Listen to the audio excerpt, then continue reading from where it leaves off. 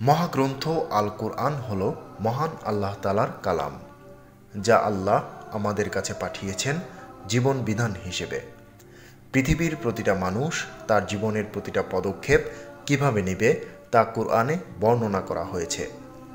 ব্যবসা, শিক্ষা, পরিবার, সমাজ, বিজ্ঞান থেকে শুরু করে মানব জীবনের সকল সমস্যার সমাধান আছে এতে। কুরআনকে বলা হয় জীবন্ত মুজিজা, পৃথিবীর মহাবৈজ্ঞানিক গ্রন্থ। পবিত্র কুরআনে আছে অবিশ্বাস্য গাণিতিক কিছু নিদর্শন। সমগ্র কুরআনের শব্দগুলোকে সাজালে দেখা যায় চমকে যাওয়ার মতো কিছু তথ্য, আর উপলব্ধি করা যায় মহাগ্রন্থ আল কুরআন কতই না সুন্দর করে সৃষ্টি করেছেন আল্লাহ রাব্বুল আলামিন। পবিত্র কুরআনে শাস্তি শব্দটি মোট 117 বার রয়েছে। অপরদিকে ক্ষমার উল্লেখ রয়েছে 234 বার। তার মানে আমাদের রব শাস্তির চেয়ে দ্বিগুণ ক্ষমা করে থাকেন।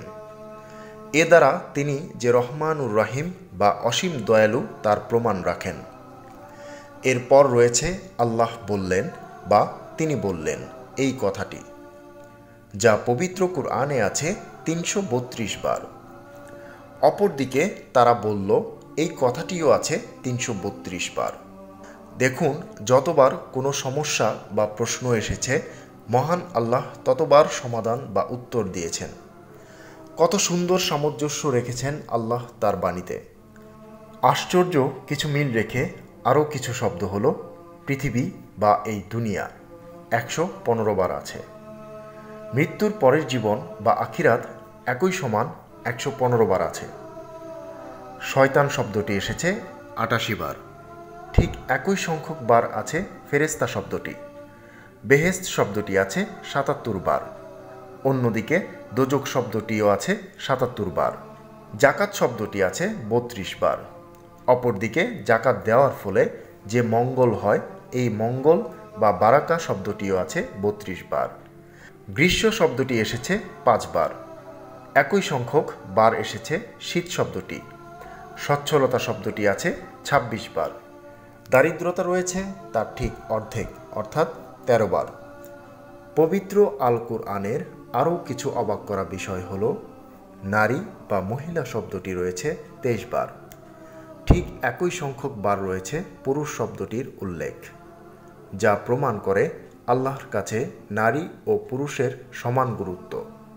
শুধু তাই নয়, আরও অবিশ্বাস্য ব্যাপার হচ্ছে মানবদেহের সমস্ত ক্রোমোজোমের সংখ্যা 46টি, যা 23 এবং 23 যোগ করলে হয়। বর্তমান বিজ্ঞান বলে মানব শিশু 46টি আলাদা ক্রোমোজোম নিয়ে জন্মায়। তার 23টি আসে পিতা থেকে, অপর 23টি আসে মাতার থেকে। পবিত্র কোরআনে স্থলের কথা উল্লেখ আছে 13 বার, আর সমুদ্রের কথা উল্লেখ আছে 32 বার। হয়তো মনে হতে পারে এটি কোনো অর্থ প্রকাশ করছে না। আপনি যদি এই দুটি সংখ্যার যোগ করেন তাহলে দাঁড়াবে 45।